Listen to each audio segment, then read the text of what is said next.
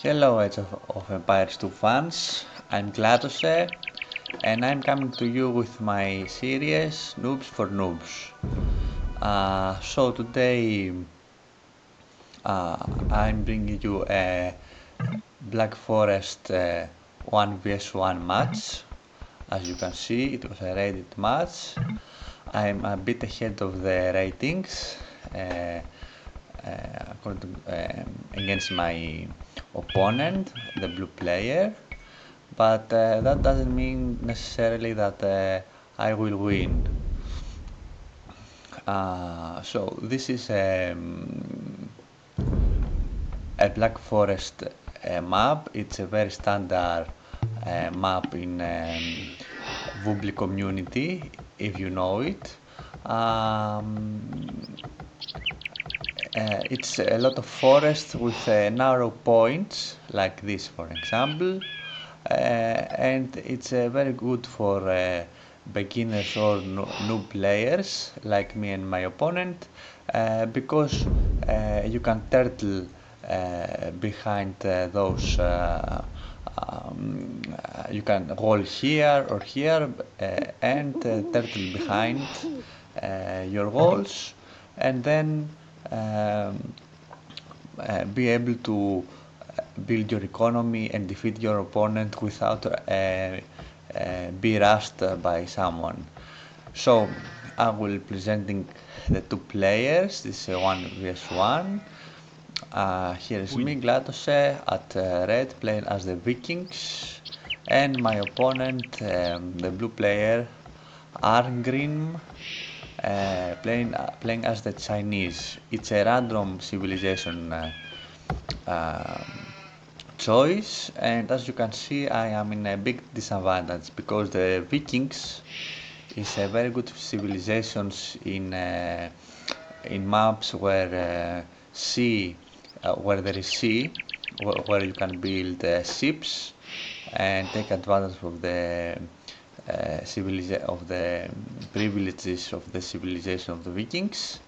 But in land maps like this, Vikings have a big disadvantage, especially when they are against archer civilization, which is the Chinese.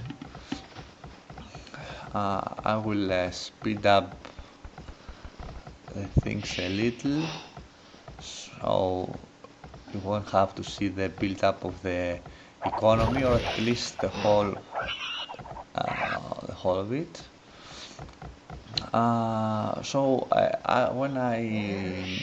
When this matter started and I see the civilizations, I know that I'm in a big disadvantage, um, because there are not a lot of things that you can do against elite Chokonus, you know. Uh, let's see here. It's a normal map concerning the revealing of the fog of war. This is what I'm seeing. As you can see, this is what my opponent sees. I think that I have explored. Yes, I have explored a little more. Um, when you are playing at Black Forest maps and it's not revealed maps, you have to be very quick concerning your scouting, because you have to know where the choke points are, and so where to put your walls. Here, for example, the blue player has decided, because he doesn't know where else to put it, he has decided to put his palisade walls here to protect him until he finds a better place to put his stone walls.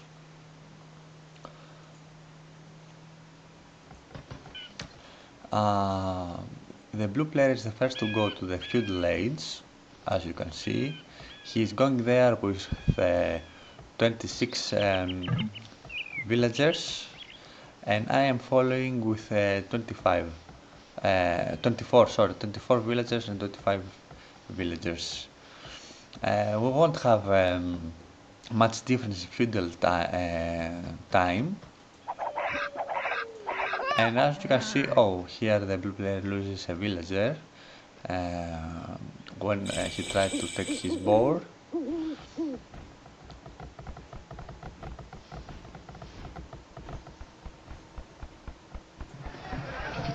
And as you can see, he is going for a faster castle.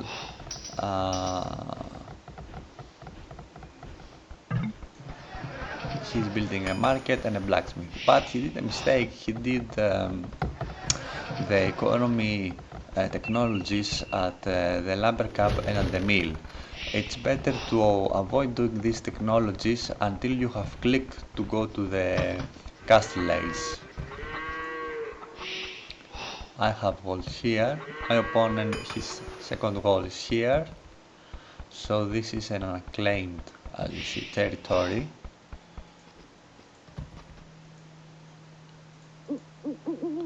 Also, my opponent hasn't found this gold yet, which is bad for him. I continue to have better scouting. This is what my opponent sees, and this is what I see. I have scout all my territory. I have scouted my opponent's territory, and I have clicked to go to the castle age. Why I have clicked to go there faster? Why? Because even though I have less villagers, because I avoided doing the technologies at the mill and the lumber cap. I did them after I clicked to go to the castle age. At the other hand, my opponent, he continues to do technologies at the feudal age.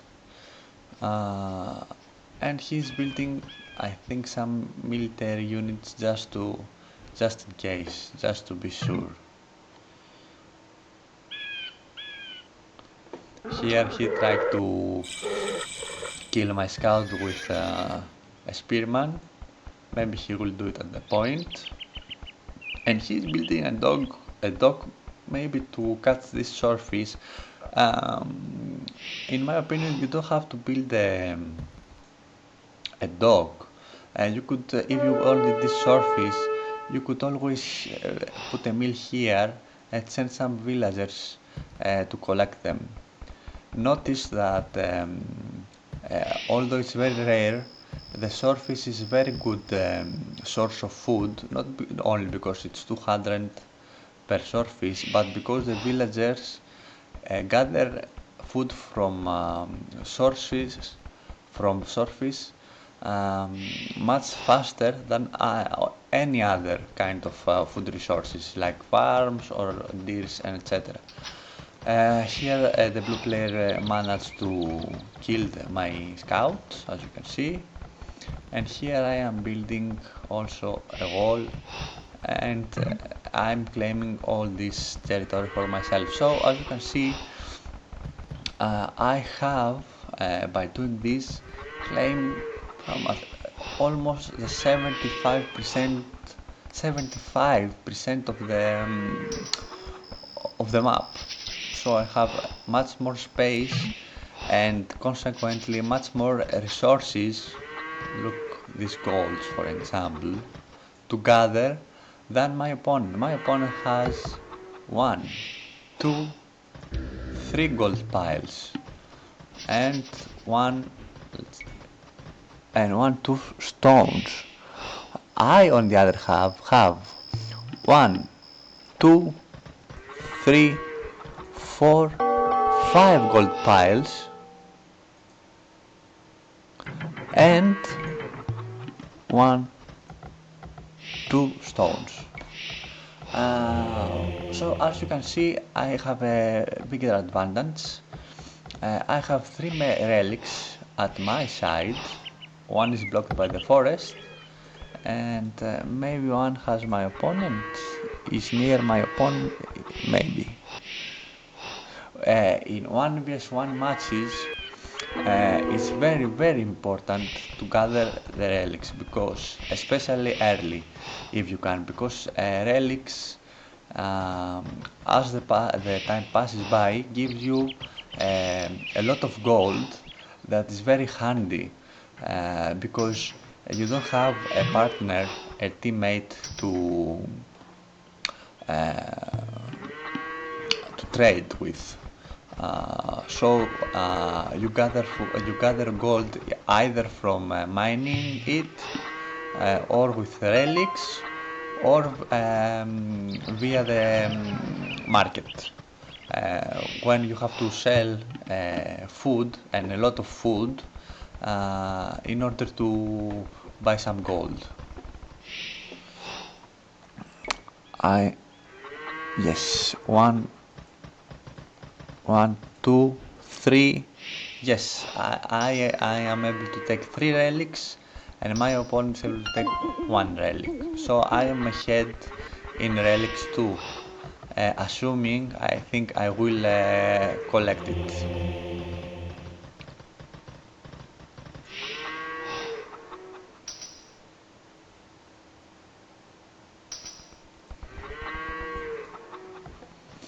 Let's see the economies of the players.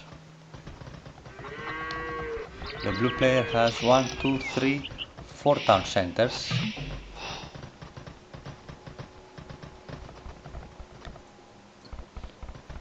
He has 58, 60 villagers, and he is constantly make villagers from his town centers. This is good, this is the way to go. If you want to build a good economy that can create fast uh, military units. I, on the other hand, I'm a little bit ahead. I have 75 villagers. I think I am on 3 town centers. Yes, and I'm also producing villagers. Now, the blue player has done something very important. He knows that he's behind. He can see that at the score. This means some things. For example, it means that um, the other player, me, he has more units. So what he does, he builds an extra town center and produces villagers from here too. This is good. This is good of him. And as you can see, he is now ahead in villagers production. I, on the other hand, I'm not doing that. I am the first, of course, to go to the Imperial Age. But what I should do was I should attack early, while my opponent wasn't able to build many military units, and take him by the numbers, take him by force. But of course, I'm not doing that. Now that I'm in the Imperial Age, I'm starting to build my military buildings. So my opponent has a chance to build his own military units, to build his castles, and defend himself. Here, watch. This is very good positions of the castles. Always, if you can, build the castles at elevation points, because the castles at elevation points have do 25% more damage and take 25% less damage. So it's very important, and here the blue player is playing smart to build your castles in an elevation if you can do it.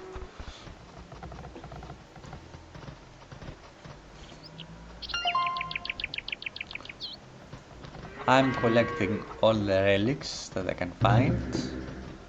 So now with this I have, as I said, 3 relics, and my opponent has 1 relic. Here I build one more town center.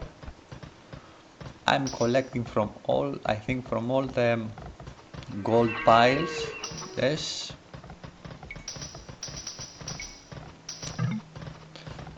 I am ahead in food collecting and wood collecting. My opponent is far ahead though on stone and gold, because he needs that, of course, in order to produce mass choconus. And as you can see, he's doing the elite choconu now. And I have built many barracks and many archery range. So, what are the strategies of the players? Well, as you can see here, I am producing a lot of elite skirmishers in order to be able to face the Choconu. Also, I am building a pikeman, maybe because I am afraid that my opponent will come with cavaliers. And here I have built the siege workshops.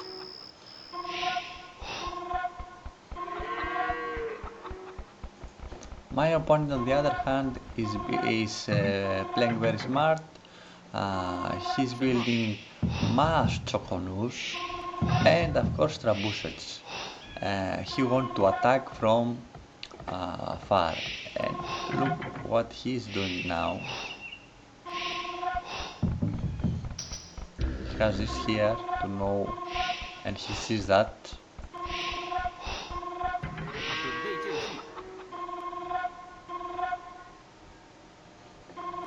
And he will attack the gates. Maybe. No, he's not attacking.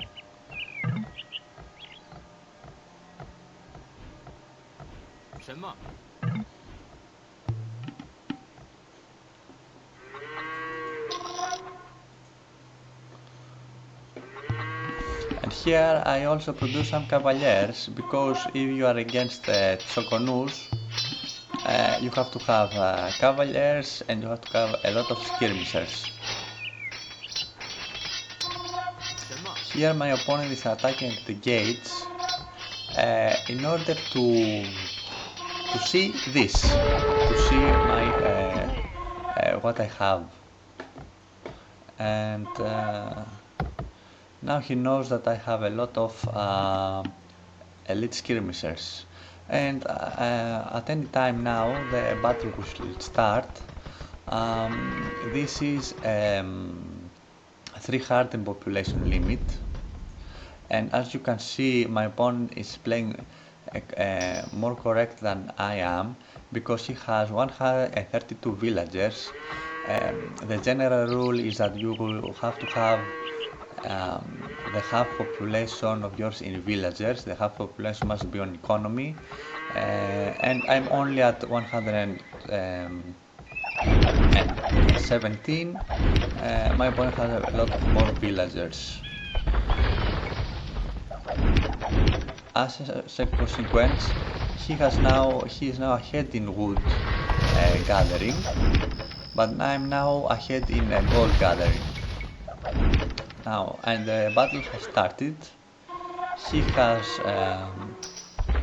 He is attacking my barracks, and here I am going with siege rams. Now, I'm going with siege ram for one reason, so that the siege rams absorbs the Choconus arrows, and me behind them attack with elite skirmishers. But in my surprise, it seems that elite Choconus are very strong against siege rams if they are mashed up, like in this situation.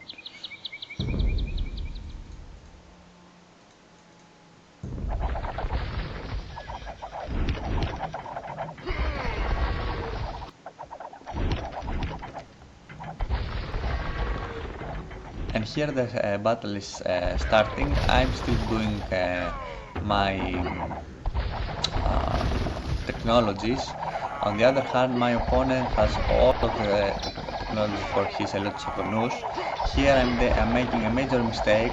I'm sending my Cavaliers to attack at a choke point where a lot of Sokonus are.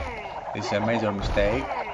I'm doing the same tactic. I'm sending front the siege rams and behind the elite skirmishers.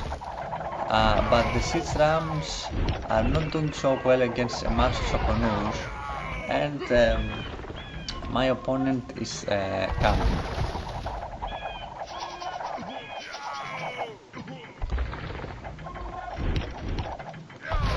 So I'm a little careful with my units, because as you can see here, my opponent has killed a lot of units and more units that he has lost, and I, on the other hand, I'm in the opposite side. Now I'm doing blast furnace.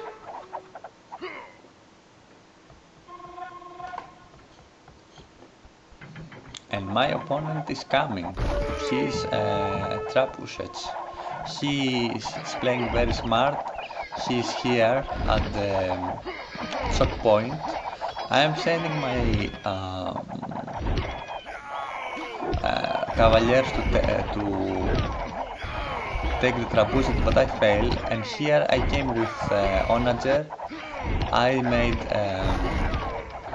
kill a lot of elite Sokonus, but they managed to take down my Onager. And here I come again.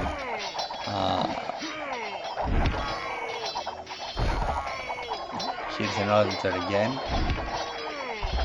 And for some reason I have decided to go with elite berserkers.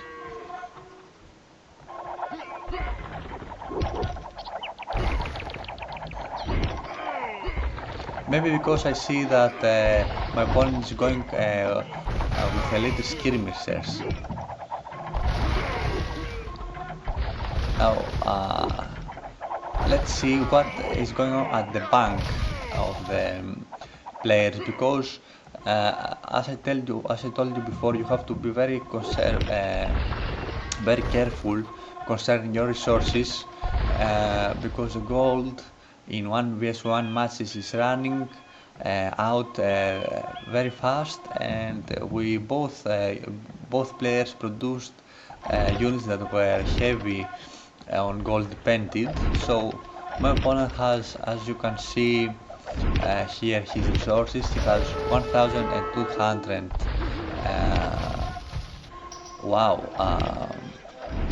gold that has decreased in about nothing because he's creating elite Sokonus. I, on the other hand, have almost 4000 gold that I am spending it creating cavaliers.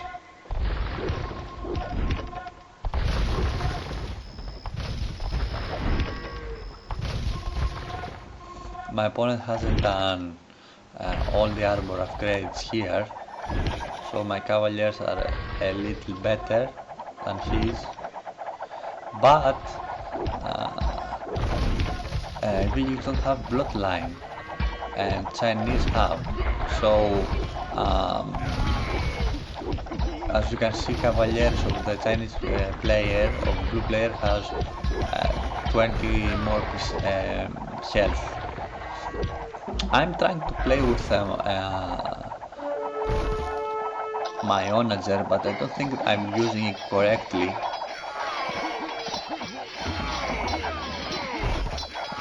And here is a big battle. I'm trying to push.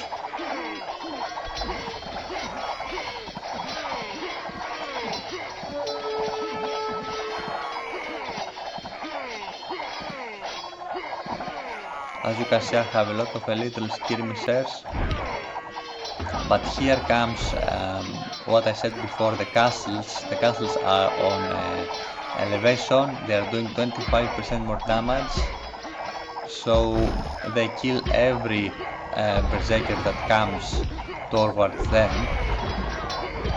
I try to kill as many units as I can with my onagers, but I'm not handling them correctly, and I lost many of them.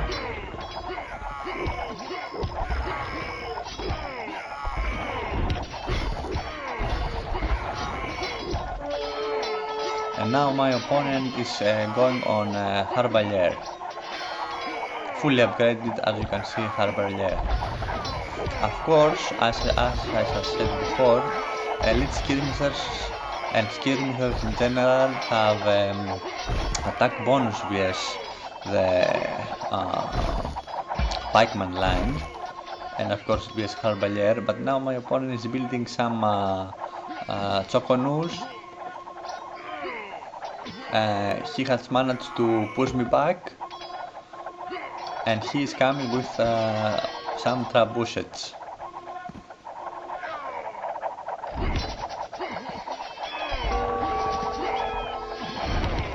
As you saw here, I didn't play very well. I didn't take care of my onagers, and I lost them pretty easy. Even I lost them from castle fire. Maybe I should have built some trebuchets to snipe down these castles, but as you can see, the gold is running low, both in me and in my opponent.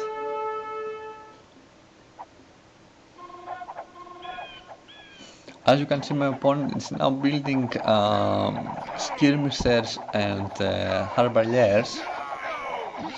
I'm pretty much doing the same.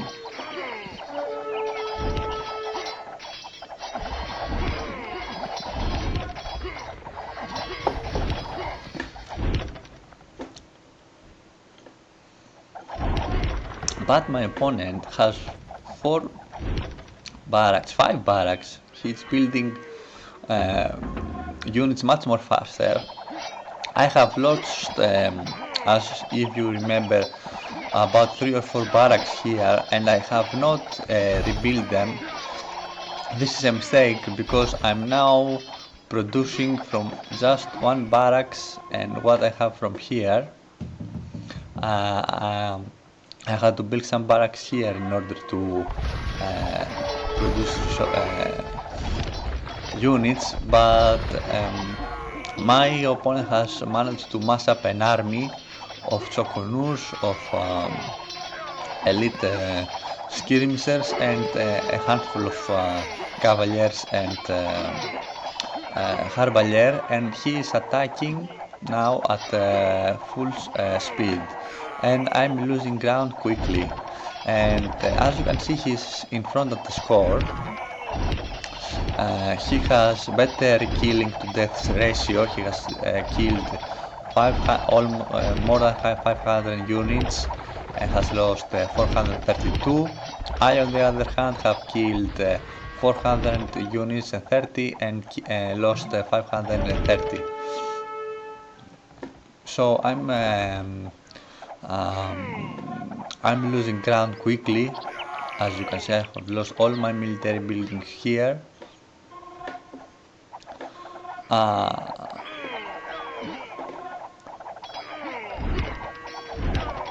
I'm producing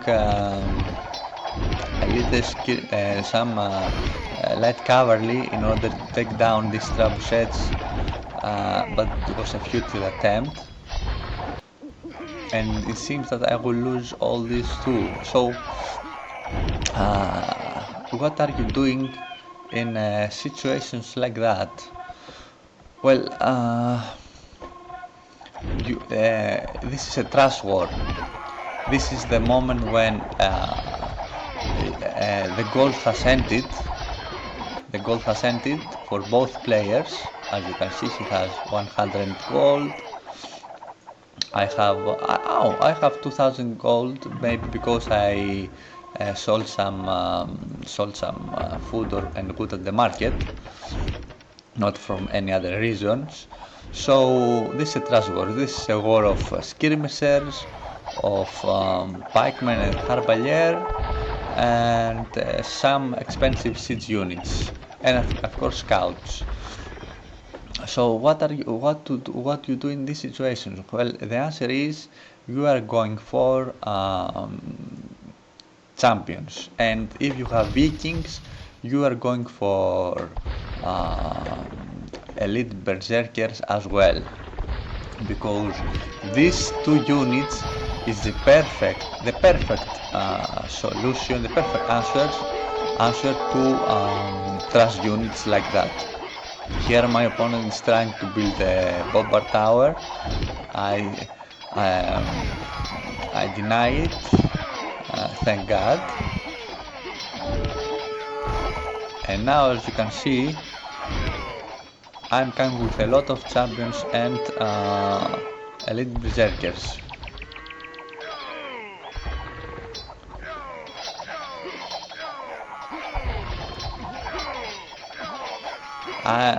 See how well this kind of units is doing against uh, trash units. And my opponent will certainly lose his trap sets as well.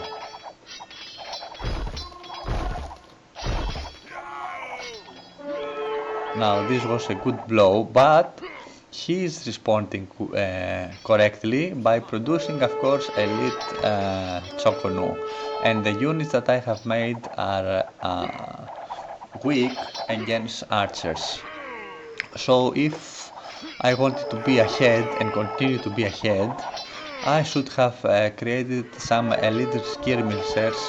Um, I should predict that my opponent would go to Elite Choconu again and produce some skirmishers in order to kill the Elite Choconus.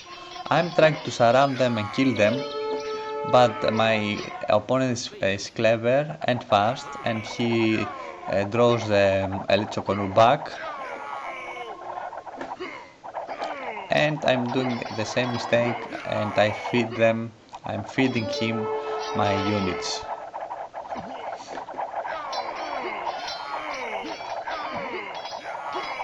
As you can see here, this is called major mistake. And this is also a presentation of Elite Choconu's power. You see, my opponent is very low in every resources.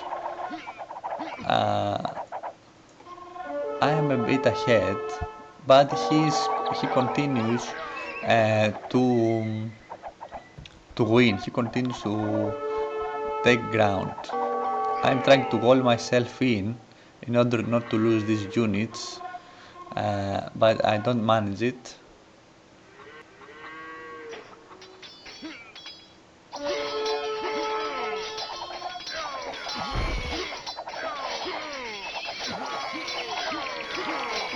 Here my opponent does a mistake. He doesn't pay attention. He loses Choconus, but he has much more here.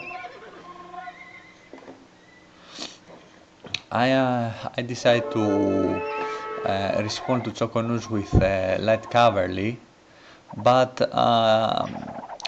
as you can see, Vikings are not very good with their their cavalry general. They have light cavalry, not hussar. They lack the last upgrade, which is very important against archers.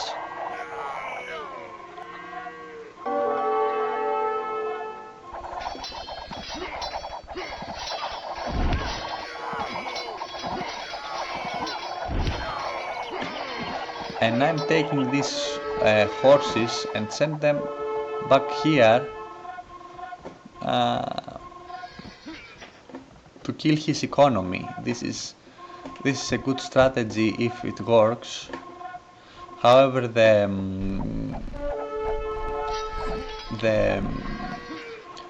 cavalry were not much, and my opponent had already some Harbinger here. So a very good response. And he has again choose to take the choke point. Very clever of him. He built a bomber tower, and I know I have lost fair and square, and I'm resigning. Of course, this was, as I said before, I was in a disadvantage at the beginning of the game because I had Vikings. On the other hand, I managed to take the most of the map, so the most of the resources. I had more relics, and so you could say that I had an answer to this civilization disadvantage. But my opponent played much more better. As you saw, he went for the choke points. He answered to my counterattacks with the best options. He had all the technologies he needed, and I think he win fair and square. And I hope that this was a good match for all of you. To enjoy it, of course, and maybe to learn something. Generally, my opponent played very, very well. He did maybe all the right things with some minor mistakes. I, on the other hand, made major mistakes. For example, I didn't pay attention. I lost my onagers. I didn't foresee the Lithoconus faster and produce skirmishers. I didn't take advantage of my better at the start, better economy, and do a quick attack at the castle age. And of course, all these things matters in an Age of Empires game, and I lost. Let's go for the achievements. You see that he killed much more units that I did, and he raised more buildings. He was much more efficient. He collected wood and gold, more wood and gold, which is weird because I had more gold resources. I had a better castle in Imperial Age, and of course I have much better exploration. This was a bad mistake, a major mistake of my opponent. He should have scouted better, but it didn't cost him at the end. One more castle. As you can see, look at the relic gold. I had 2 more relics, and as a consequence, I had 3,000 more gold. And as you can see here, he had more villagers. And this is it, my Age of Empires 2 fans. I hope you enjoyed this game. It is a game for my series Noobs for Noobs, and I hope to see you in another of my games. Thank you for watching.